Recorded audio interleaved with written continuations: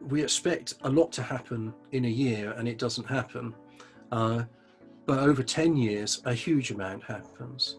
And so, you may next year think to yourself, well, to be honest, things haven't changed that much. But I think in 10 years' time, there will have been huge changes. And a lot of those changes foreshadowed in what we've seen in the past 6 months in terms of how people have adapted their work patterns, for example, to the emergency of coronavirus. I think some of the new skills and ways of working that have been discovered are going to become the new normal. Do like, share and subscribe to the peopleHum channel. Welcome to another episode of the peopleHum interview series. I'm your host, Sneha Murthy. And let's begin with a quick introduction of peopleHum. peopleHum is an end-to-end, one-way integrated human capital management automation platform, the winner of the 2019 Global Cody Award for HCM that is specifically built for crafted employee experiences and the future of work. We run the peopleHum blog and video channel, which receives upwards of 200,000 visitors a year and publish around 2 interviews with well-known names globally every month. And now for our guest, Phil Wainewright is the co-founder of Diginomica and the CEO of Procalux Ventures. He's a globally recognized writer, analyst, facilitator, keynote speaker, consultant, and an entrepreneur, and is an expert in analysis and insights, marketing, evangelism, business writing, and professional speaking. Welcome, Phil. We're thrilled to have you. Sneha, thank you very much for asking me on today. I'm delighted to be able to join you. It's absolutely our pleasure, Phil. So the first question I had for you was, you've had quite an exciting journey so far. Can you tell us your story about how you come to be the co-founder of Diginomica? Wow, how far do you want me to go back? I mean, it's quite fascinating, really, because I think I always wanted to be a writer, but when I left school, I went to college. I took a degree in English literature, and so I came out as an English major and thought, what do I do now? And I happened to be recruited into a technology company almost as an experiment. The company was having a bit of a debate in management as to whether you needed to have a technology background to work in technology. And some people on the management team were kind of arguing that you didn't, you could come from any background and pick it up. And other people were saying, well, no, you had to be a computer science degree or engineering degree or something like that. So they picked me as an experiment, and it worked out. Because I was able to pick things up, mainly because I was able to read stuff and what I found was I had a natural talent for understanding how things fit together, which obviously is a very useful talent in technology. So now that was back in the 1980s, but that got me started right at the beginning of the PC boom, when people started using personal computers, and then the internet came along in the 1990s, and I was looking at that and thinking, well, this is great for being able to look up information online, but when is it going to be useful to business? And I got very interested, and by that time I was already starting to write freelance, and so I thought, well, how are businesses going to use the internet? Rather than consumers. And one of the things that I got very interested in was the ability to deliver or access software over the internet. And so I ended up setting a website and becoming quite well known around the world in the early days of what we now call software as a service. And so that, it was a series of accidents really and curiosity that led me into a position where I became someone who was, an expert in cloud computing, in following how enterprises are adopting digital technology, adopting the internet in how they do business. And so when we came to found Diginomica, a team of us got together, and basically we felt that if you looked online at tech media, then everything was ad driven. And so people were trying to get volume rather than quality in the material that was being put out. And we felt for the people who are spending lots of money on enterprise software, in businesses around the world, they want a little bit more knowledgeable, a little bit more detailed information. So we went for a different business model where people can actually find more detail about what the vendors are doing, what organizations are, how they're succeeding with the technology in their businesses. And so that was the concept behind Diginomica. We launched in 2013 and it's been very successful. So hopefully we're fulfilling that mission now. But I mean, I think there's, if I could just add, I think there's an important lesson really, because I think a lot of people today, given what's happened in the past 6 months, facing a lot of change. And I think that you shouldn't be afraid to switch, to try new things. I mean, obviously it can be a very fearful time with all the uncertainty, but I think that there's opportunity also. And sometimes making a switch can be the right thing to do. I think very often we don't realize what we're good at until we actually get a chance to try it. Absolutely. That's a very interesting point that you said. We don't know what we are good at, and we need to try it out to understand that. Well, I was going to add that, you know, very often the reason why we don't know what we're good at is because it's so obvious to us, we don't realize. You know, it's the thing that you're good at is the thing that you just do, that other people find hard, but you never realized it was a hard thing because it was always easy to you. And so, you know, I think when you're thinking about what am I good at, you know, don't dismiss the stuff that just comes naturally, because that's probably, you know, at the core of what your innate skill actually is. Absolutely. That is so interesting. I mean, yeah, like when we do it on a daily basis and when we are doing it regularly, we really don't understand of are we good at it, or it's just that it's very human and it's very natural that comes out of it. Well, it's certainly been, you know, it's not a straight line. You know, a lot of my school friends that I'm still in touch with, they knew what they were going to do when they took their degrees, and you know, they followed a very clear career path. Mine has been kind of a bit like the old curiosity shop, picking up one thing or another. Absolutely. So coming down to the technological part, how do you think, like, how can you achieve the right balance between technology and human efficiency? Yeah, that's an interesting one. I mean, I think, Sneha, it's people expect a lot from technology. And again, you know, they forget how good we as humans are at certain things. You know, there's a huge debate about artificial intelligence at the moment, and are the machines going to take over everything? And I think we have to remember machines are really good at identifying patterns, but they're really no good at all when the unexpected happens. And that's what humans are good at. Humans are good at being creative. They're good at empathy. They're good at engagement. They're good at reading situations.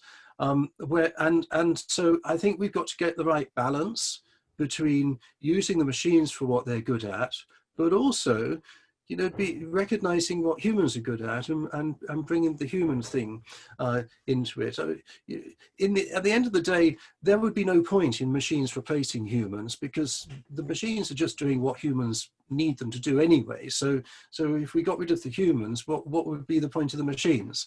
So I think we will always need to coexist. And I think we need to find the right balance there. Absolutely. It is an important factor to have the machines around us, but that needs to have a right equal of balance with it. Mm-hmm. Yeah, yes, absolutely. Thank you so much for that, Phil. So the third question I had for you was, what according to you makes a successful digital business strategy? Well, Sneha, I'm very glad that you asked me that question, because I have a lot of opinions about that. It's something I've studied a lot, and I'm very kind of intrigued actually. That was one of the things that got me into where I am now, is just this huge curiosity about how the technology, how the internet is going to change businesses and how they operate.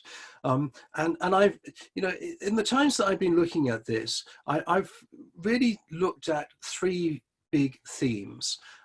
So one of them is the concept of frictionless enterprise. And what I try to encapsulate in that phrase is the notion that digital technology is all about being connected. It's all about breaking down the barriers that used to exist. And there's a theory of the firm which says that, you know, the modern enterprise brings together stuff that that would create friction if you had to go outside for it. And yet now with the internet, there is no friction in going outside for things. And so it turns the whole theory of the firm upside down in a sense. You now very often can achieve a better result faster and at less cost by going outside for something that previously would have been more efficient to do internally. And so you have to therefore look at the whole structure of the firm and think of it more as a network, and think about how can we kind of get things done faster. How can we join up processes so that they run more efficiently? How can we connect people across the organization? How can we make sure that we get results to customers faster? And so all of that really means that you have to look at a lot of processes in businesses are based on passing bits of paper around, because the network used to be bits of paper going from one department to another. And now that information is instantly accessible wherever we are. And so I think anything in your business that resembles a piece of paper going from one department to another, you need to get rid of that. You need to think, you know, what's a different way of doing that? How can we make this process frictionless? How can we deliver these results with less friction? And so that's a very core concept. But I think if I've got time, there's a couple of other points that I want to move on to, because I think another part of this is digital teamwork. That in order to deliver these results faster and with less friction, people need to be able to work together. And we've, you know, all of us in the past 6 months have experienced the reality of distributed working, of being able to work with people even if you're not in the same office, you're not in the same place, using the digital tools to connect.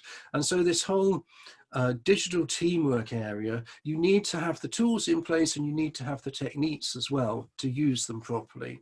And I have this whole kind of concept of collaborative canvas of all of the different technologies that you need for various types of teamwork, because some teamwork revolves around exchanging content, developing content. Other teamwork is more kind of in the moment messaging. Sometimes it revolves around workflow, developing a project through or a task through different stages. And sometimes it's more based in a particular application that you might be working in. And all of those different forms of patterns of teamwork need to be engineered on a platform that allows you to do all of those things and keep the flow of work going. And then the final thing is how you relate to the customer. And here I think the SaaS industry, software as a service, has been a pioneer in taking what used to be a product and delivering it as a service in a connected way. And the key thing here again is the digital connection. So what SaaS vendors discovered is that because you're digitally connected to your customer, you can actually have a continuous ongoing relationship with them. You can actually be engaged with how they're using your product. You can monitor that, and then you can keep improving the product.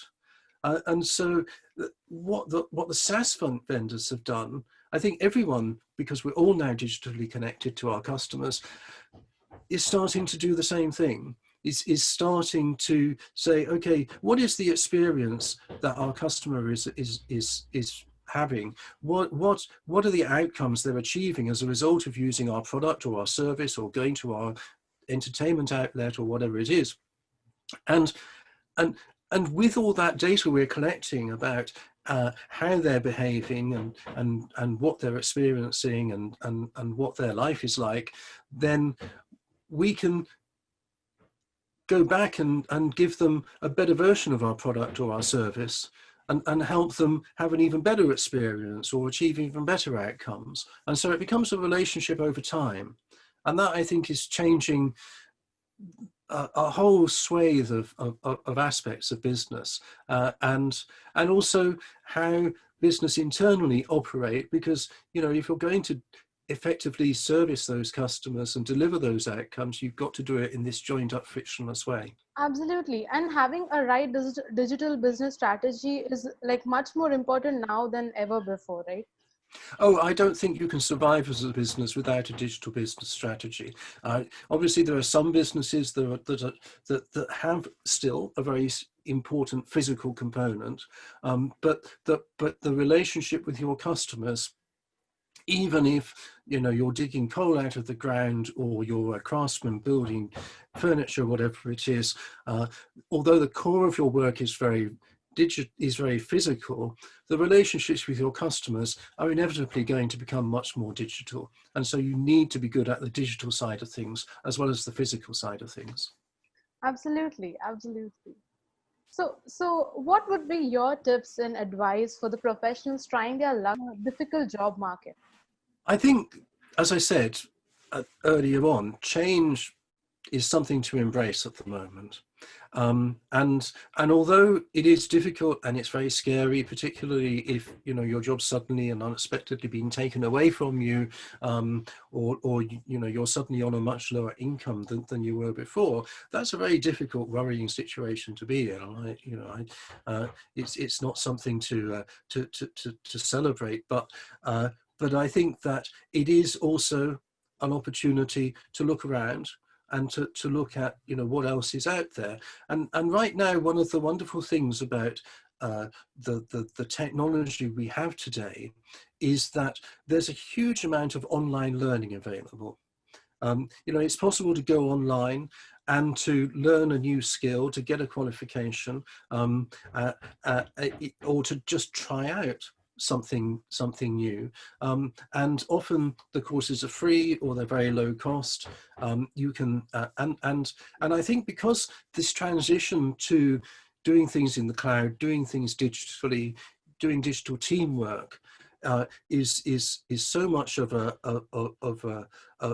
is growing so much at the moment. I think there are lots of opportunities opening up in those areas, and you look at vendors like Microsoft and Salesforce and Google and Amazon. I think they're all out there, not just looking for people to expand, but actually putting out courses and training that you can consume online so that you can actually pick up new skills. So I think look around at, there are still sectors that are growing. Look around at those sectors that are growing. Look around at, particularly the digital teamwork sector, where organizations need to take on these new technologies, but also the new skills needed to use them. So change management, I think, is a big area in digital migration. So look at where the skills are needed, and perhaps take the opportunity to learn some of those new skills, get some new qualifications, and then put yourself out there in a market where there is demand. Absolutely. And it's very beautiful how you said that change is supposed to be embraced. You need to take it and embrace the change that is going on. Well, I think I've been lucky in my life that I've been able to do that. I've been through a lot of changes, and, sometimes it is, there are highs and lows to this as well. And some of the lows can be pretty difficult. But at the end of the day, you either look at the glass and say it's half full or it's half empty. And I'm very much someone who looks looks for the bright side, for the upside. Thank you. Thank you so much for that piece of advice. Before wrapping up the interview, I would just like to ask you any other sound bites that you would like to leave our audience for. Well, I mean, I think one of the things that we're all facing at the moment is, when is all this going to be over? When are we going to get back to normal? And I think that whatever we get back to, I think it's going to be different from the way it was before. I think that I think it's inevitable that people are going to perhaps spend less time in cities and more time, in smaller towns in the countryside, because these patterns of work are changing. I think that we all have to get used to having conversations over video conferencing, because because the human contact in offices, people will need to get together to do things like brainstorming and just get to know each other better as team members. But I think a lot of work will happen more remotely in the future, and so people often say change. We expect a lot to happen in a year, and it doesn't happen. But over 10 years, a huge amount happens. And so, you may next year think to yourself, well, to be honest, things haven't changed that much. But I think in 10 years' time, there will have been huge changes. And a lot of those changes foreshadowed in what we've seen in the past 6 months in terms of how people have adapted their work patterns, for example, to the emergency of coronavirus. I think some of the new skills and ways of working that have been discovered are going to become the new normal. Absolutely. Thank you so much for that, Phil. It was wonderful talking to you. I had a great time talking to you, and it was a learning experience for me. And I'm sure it's going to be the same for our audience as well. Well, thank you very much for having me on today, Sneha. I'm delighted to have been able to take part, and I hope I have been able to leave your audience something to think about. Absolutely. Surely we'll stay in touch, and take care, stay healthy, stay safe. Thank you very much.